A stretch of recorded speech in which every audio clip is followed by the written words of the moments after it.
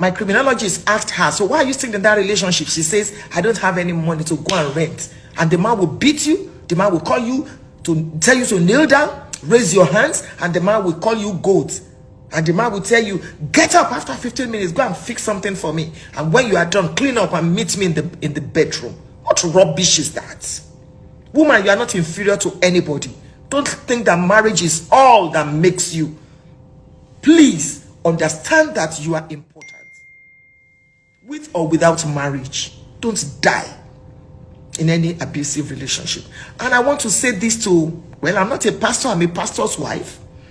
And I've been a pastor's wife for 33 years. Those of you that are privileged to have spiritual authority over people, please stop telling them to stay in abusive relationships and be praying. If they were your blood relation, will you tell them to stay there? How can you as a pastor, somebody tells you that my husband is beating me, my husband is slapping me, while my wife has brought out a knife, and then you say to the person, stay there, I will be praying for you. God can never hear that kind of prayer. Please, stop telling people. That is abuse of power. Submission is not subjugation. Submission is not slavery. Ephesians chapter 5 verse 22 is preceded by verse 21. Submitting one to another. Every aircraft has a pilot and a co-pilot. The fact that you are the head of the relationship does not mean you should kill the body. Does not mean you should kill the body in the name of religion. Then I say the woman is not submitting. Submission, Bible submission, not demonic submission. Bible submission is strength put under control, and you submit one to another. Pastors, please stop this evil. Pastors' wives, please stop this evil. Can you allow your own daughter or your own son to stay in an abusive relationship and tell him or her to be praying while you are fasting until he or she dies? Let's stop this rubbish. It is not biblical. It is not biblical. Please, I'm going to invite one or two of you. Please understand that nobody should tell you to stay in any abusive relationship. It does not matter the title, bishop, assistant bishop, assistant GO. It does not matter the relationship. Don't die before you seek for help. It's not slavery. It is not slavery. It is not slavery. Let's stop this rubbish.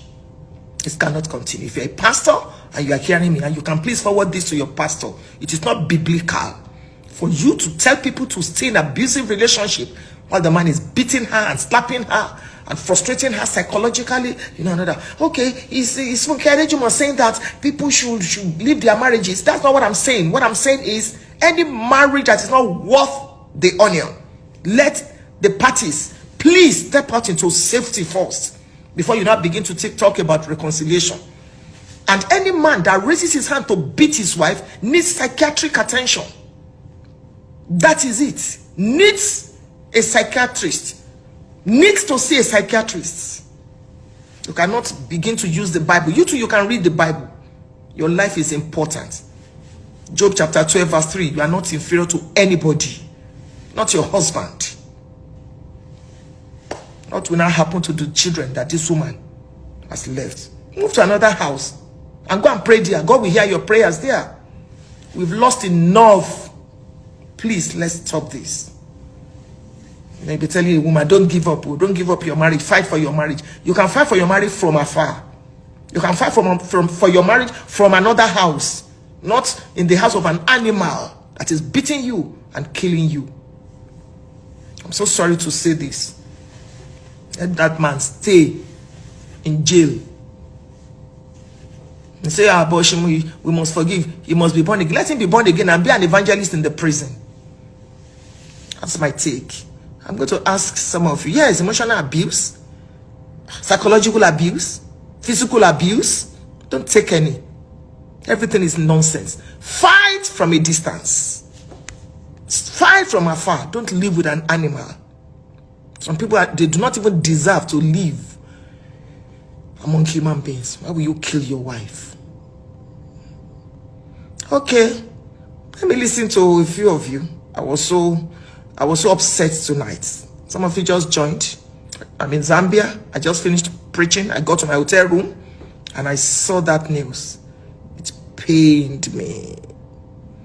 So let me see who has a comment. You want to join? Send me a request. A few minutes, I should be done. We're saying no to abuse.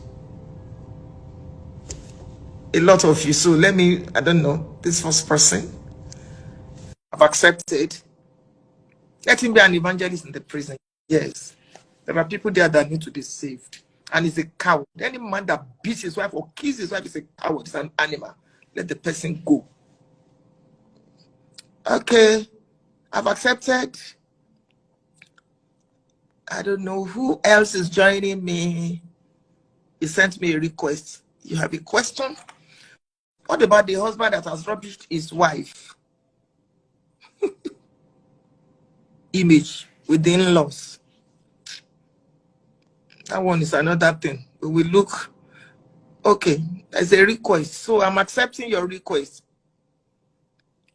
Yeah, I've accepted. So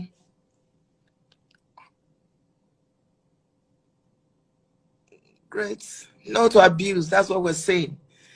You sent me your request and I have. Is it okay to live with a proud man if he doesn't abuse you physically? That's fine.